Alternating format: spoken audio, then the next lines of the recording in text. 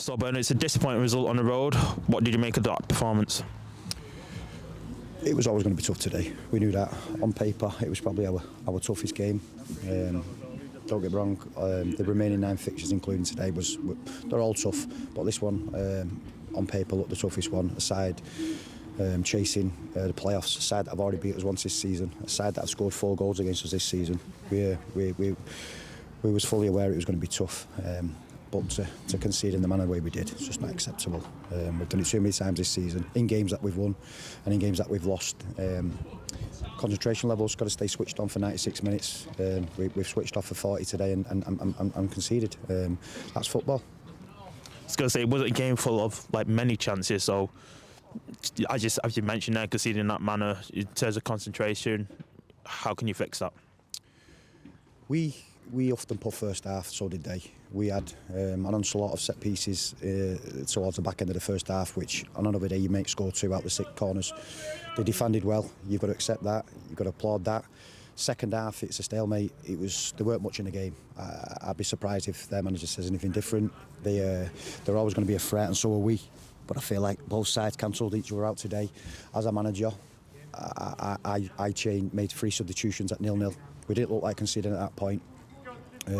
Some games you make subs and you look a hero. Today I've made 3 substitutions and it's backfired. I'll take that. That's football, that's the nature of the beast. But we've got to dust ourselves down, and we've got another tough game away next Saturday at Stafford. I was going to say, is that important to say you've got them 2 training sessions now to analyse this game, correct any errors ahead of the Stafford game? Listen, I'm not going to lie to you.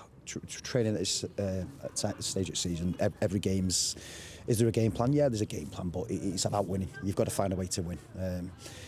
Managers stand there and they'll say, we'll put it right in training. We prepare right every single week, twice a week. The stuff we've worked on in Thursday hasn't come to fruition today, but the stuff that worked on 2 weeks ago did in that game. We have moments in every single game. They took that moment today, we didn't do. And like I say, make no bones about it, it was always going to be tough today, always going to be tough. And guys are the first side that have done the double overs, and fair play to them. They found a way to win today. Great, ugly or not, it's 3 points, and we fell the wrong side of it. I was going to say, despite obviously that lapse of concentration, I thought we was defensively sound today. We've conceded a lot of goals this season, and today we didn't look like conceding at all. However, we've scored as many goals as anyone in England, but we didn't look like scoring today, apart from a set piece. Like I say, both sides huffed and puffed. Both sides have got good players on either side. Good players have moments and take them goals, and to be fair, it's criminal in the manner we've conceded, but it was always going to be that type of goal. Fair play to Guiseley. They're a side that we found hard to break down on 2 occasions. Took 0 points off them, so credit where credit's due.